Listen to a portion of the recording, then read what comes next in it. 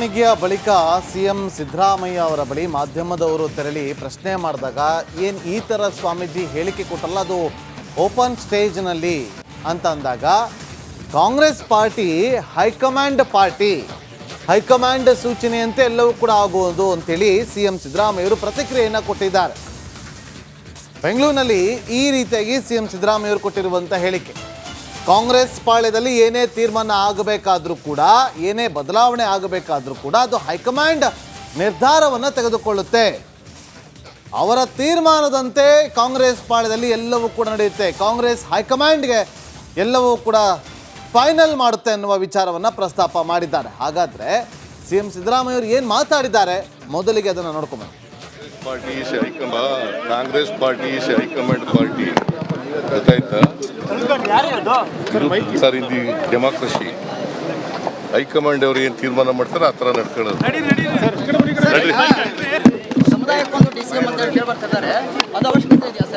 High command ultimately high command ಏನು ತೀರ್ಮಾನ ಮಾಡ್ತದೆ ಹಂಗೆ. ಕಾಂಗ್ರೆಸ್ ಪಾರ್ಟಿ ಹೈಕಮಾಂಡ್ ಪಾರ್ಟಿ ಗೊತ್ತಾಯ್ತಾ ಸರ್? ಇದು ಡೆಮಾಕ್ರಸಿ. ಹೈಕಮಾಂಡ್ ಅವರು ಏನು ತೀರ್ಮಾನ ಮಾಡ್ತಾರೆ ಆ ಥರ ನಡ್ಕೊಳ್ಳೋದು.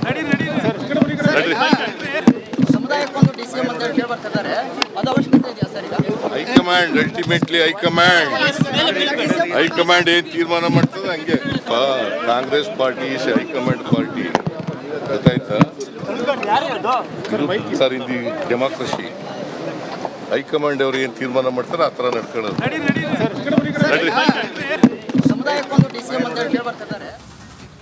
ಮತ್ತಷ್ಟು ಮಾಹಿತಿಯನ್ನು ಕೊಡೋದಕ್ಕೆ ನಮ್ಮ ಪೊಲಿಟಿಕಲ್ ರಿಪೋರ್ಟರ್ ಸತೀಶ್ ಈಗ ಲೈವ್ನಲ್ಲಿ ಜಾಯ್ನ್ ಆಗಿದ್ದಾರೆ. ಸತೀಶ್, ಸಿಎಂ ಕೂಗು ಲೋಕಸಭಾ ಚುನಾವಣೆಯ ಮುಂಚೆ ಕೇಳಿ ಬಂದಿತ್ತು, ಅದರ ಹೈಕಮಾಂಡ್ ಎಂಟ್ರಿ ಆಗಿ ಎಲ್ಲರೂ ಕೂಡ ಸೈಲೆಂಟ್ ಆಗಿರಬೇಕು ಅನ್ನುವ ವಿಚಾರವನ್ನು ಪ್ರಸ್ತಾಪ ಮಾಡಿ ಎಲ್ಲರನ್ನೂ ಕೂಡ ಸೈಲೆಂಟ್ ಮಾಡಿಸಿದ್ರು. ಈಗ ಮತ್ತೊಮ್ಮೆ ಇವತ್ತು ನಾಡಪ್ರಭು ಕೆಂಪೇಗೌಡ ಅವರ ಜಯಂತಿ ದಿನದಂದೇ ಈ ಸಿಎಂ ಕೂಗು ಮತ್ತೊಮ್ಮೆ ಭುಗಿಲೇಳ್ತಾ ಇದೆ.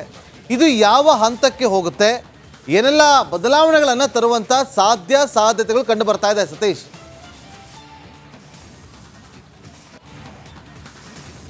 ನಾಗೇಂದ್ರ, ಈಗಾಗಲೇ ಸರ್ಕಾರದಲ್ಲಿ DCM ಮತ್ತು CM ಹುದ್ದೆಗಳ ಸಾಕಷ್ಟು ಚರ್ಚೆ ಆಗ್ತಾ ಇದೆ.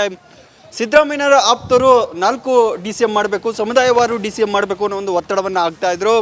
ಆ ನಡುವೆ DK ಶಿವಕುಮಾರ್ ಪರವಾದ ಶಾಸಕರು ಹಾಗಾದರೆ DK ಶಿವಕುಮಾರ್ ಅವರನ್ನ CM ಮಾಡಲಿ ಅನ್ನೋ ಮತ್ತೊಂದು ಹಂತದ ಹೇಳಿಕೆಯನ್ನು ಕೊಟ್ಟಿದ್ರು.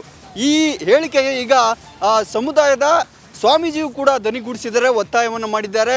ಇವತ್ತು ನಾಡಪ್ರಭು ಕೆಂಪೇಗೌಡರ ಜಯಂತಿ ಕಾರ್ಯಕ್ರಮದಲ್ಲಿ, ಅದು ಸಿದ್ದರಾಮಯ್ಯನವರು ಭಾಗವಹಿಸಿದಂಥ ಕಾರ್ಯಕ್ರಮದಲ್ಲೇ ನೇರವಾಗಿಯೇ ಸಿದ್ದರಾಮಯ್ಯನವರಿಗೆ ಸ್ವಾಮೀಜಿಗಳು, ಚಂದ್ರಶೇಖರನಾಥ ಸ್ವಾಮೀಜಿಗಳು ಹೇಳಿದ್ದಾರೆ, DK ಶಿವಕುಮಾರ್ ಅವರು ಮುಖ್ಯಮಂತ್ರಿ ಆಗಬೇಕು. ಸಮುದಾಯದ ಹಲವರು ಈಗಾಗಲೇ ಮುಖ್ಯಮಂತ್ರಿ ಆಗಿದ್ದಾರೆ, ಆದರೆ DK ಶಿವಕುಮಾರ್ ಅವರಿಗೆ ಇನ್ನೂ ಯೋಗ ಬಂದಿಲ್ಲ, ಮುಂದೆ ಅವರು CM ಆಗಬೇಕು. ಅದಕ್ಕೆ ಸಿದ್ದರಾಮಯ್ಯನವರು ತಮ್ಮ ಕುರ್ಚಿಯನ್ನು ಬಿಟ್ಕೊಡ್ಬೇಕು, ನೀವು ಕುರ್ಚಿ ಬಿಟ್ಕೊಟ್ರೆ ಮಾತ್ರ DK ಶಿವಕುಮಾರ್ಗೆ CM ಆಗಲು ಸಾಧ್ಯ ಅನ್ನೋ ಒಂದು ನೇರವಾಗಿಯೇ ಒಂದು ಮನವಿಯನ್ನು, ಒತ್ತಾಯವನ್ನು ಸ್ವಾಮೀಜಿಗಳು ಮಾಡಿದ್ದಾರೆ.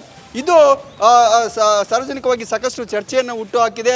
ಸಮುದಾಯದ ಸ್ವಾಮೀಜಿಗಳೇ ಈಗ ಒತ್ತಡ ಹಾಕೋದ್ರಿಂದ ಪಕ್ಷದ ಒಳಗೆ ಕೂಡ ಇದು ಸಾಕಷ್ಟು ಚರ್ಚೆಯನ್ನು ಉಂಟು ಮಾಡುತ್ತೆ.